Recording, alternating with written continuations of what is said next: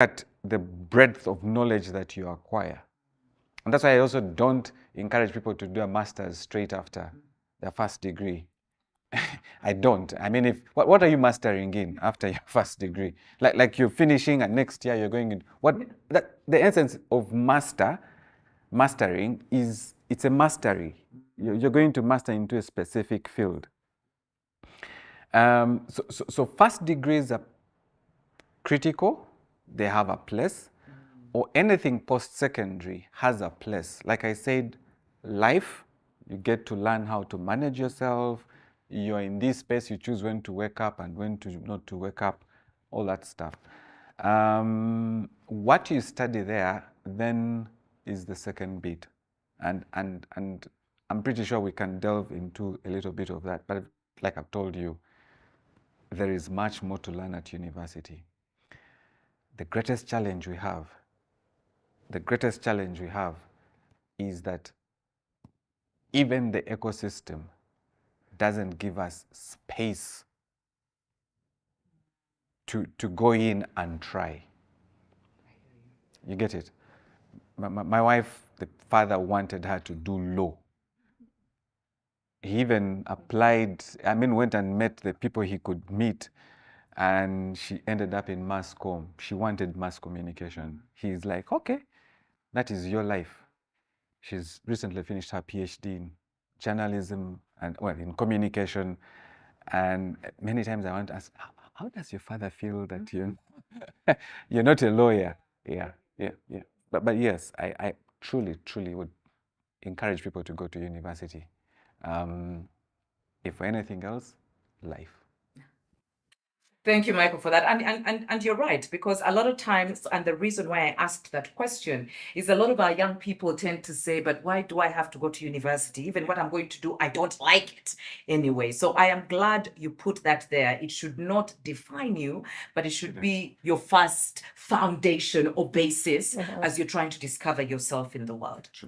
Hira, I have to get back to you on this one. The whole international student vibe. They keep saying that this whole thing of going abroad and going to universities abroad is for the rich, and sometimes not very brilliant students. They're dumped there, and so on and so forth. So my thing is, why would one consider that an option? And what importance would it add to their lives, going to an international university abroad? Barbara, to even think that international education is for the rich is a fallacy, because education should be for all. If you come and say that I can't afford international education, you're just lying to yourself. For me, it's a question of prioritization. The same way you set your own priorities in life and you say, at this age, I want to have built a house, it's the same way you can prioritize your education. And the world that we currently live in has sort of shrunk, in a digital world. We now live in a world that has no boundaries, where everything else, including international education, has become borderless. The goods and services we get from all these countries, borderless. Access to international education is at your fingertips, If you can't afford to go and study abroad, you can get that international degree online, And then there's also the myth that if you're coming from a poor family, you cannot afford it. It is very important because, like I said, the world that we live in has become borderless. So international education is no longer an option. You can't say that, I would wish to go and study abroad, but I cannot afford. Whether you like it or not, if you're going to compete globally in this international world, in one way or the other, you're going to find yourself either taking up a short certificate online to upskill your academics, in one way or the other. So you're international anyway. So you're international anyway. So it's not true what they say that it's really for the rich. And you mentioned something at the beginning where you said that every parent would want their children to have the best possible education. Look at it this way. For children, right now, there are so many kindergartens that are coming up. And if you ask me the price of fees in these kindergartens, it's over 1 million shillings. Am I right? So if you as a parent can afford to pay over 1 million shillings for your child in a kindergarten, it means that by the time this child goes through their high school and you're looking at the university degree, it's even going to be more than what you've paid. So if you want that best quality education for even at a young age, then start to plan early. There are so many ways in which you can plan.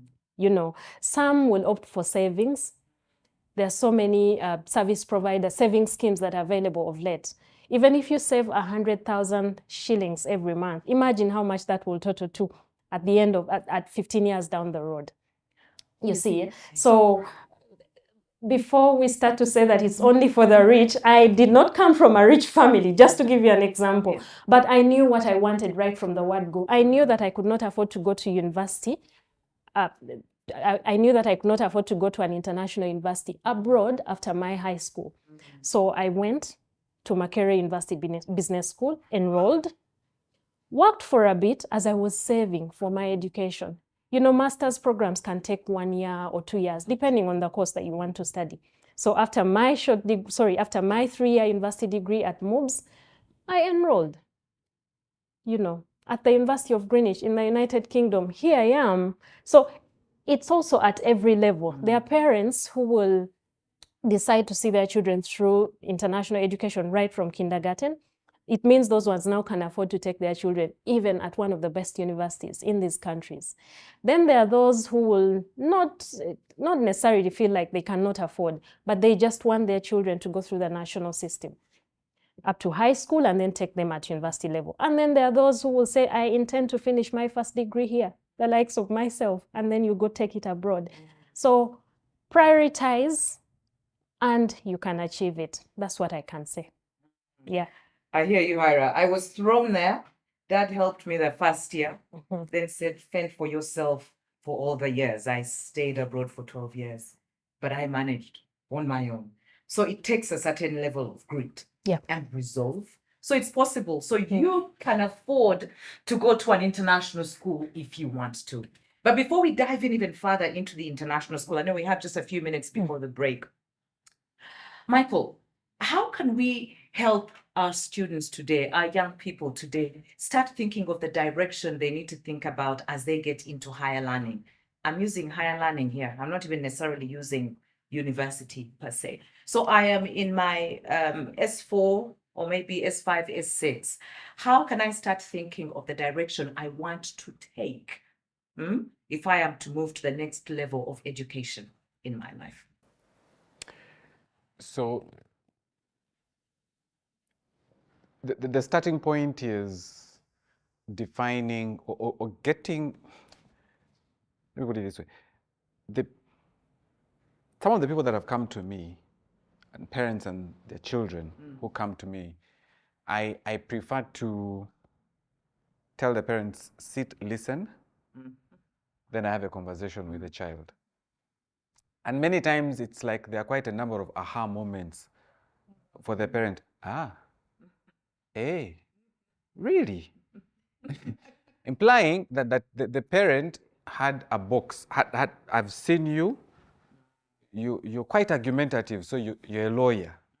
I see you're a handyman engineer. You can't do physics, how are you going to do engineering? And what is engineering? Put it this way. In my Form 4, I worked as a spanner boy in a tea factory. And my work I started in the motor vehicle garage, went into the generator section, went into the electrical. By the time I finished, at home, my wife is always saying, my handyman. Like I will open a socket, I will check the fuse. Like there are certain things I can quickly fix at home without necessarily getting that profession. So the first thing I would encourage all of us to do is expose ourselves to being handy. So what is it that you can do with your hands, even just at home? So and it's not about studying electrical engineering. No, It's understanding, okay, water is flowing, there's a blockage here. There must be something that is blocking it. Simple as that. As simple as that. And sometimes it's opening up to release the pressure. And yet the things they study in physics. The things they study in physics. So how do we get our people? And to Harry's challenge and also you is, when you live abroad, a lot of these things are handy.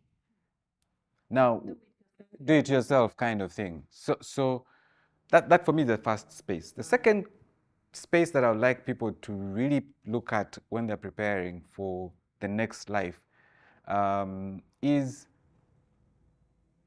don't focus on the course that you're doing, because it may not be a straight road, but pay attention to what is it that gives you life. I know that making sense. A lot of sense.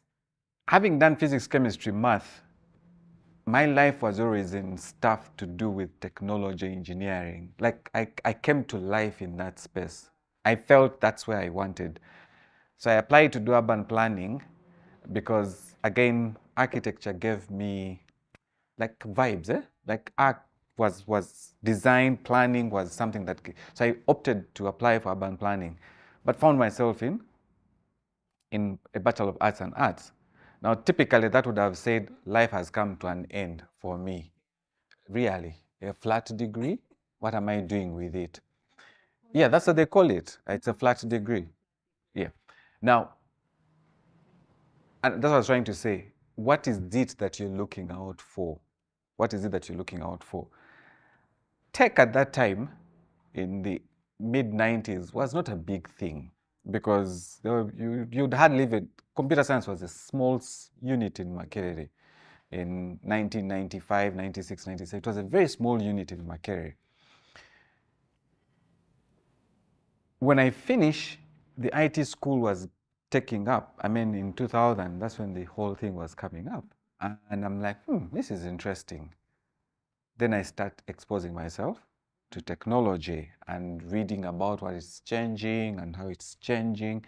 Like, even my first job at the Faculty of Arts as an administrator, I always tell people that I was one of those guys who knew how to use the internet.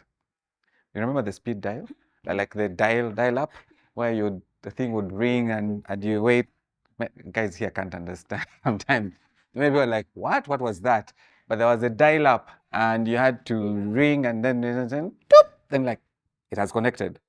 Then you start Googling. Like there was somebody who, it was, how do I put it? Probably people won't even understand. But for you to Google and find something and give it to your boss, you are like a magician.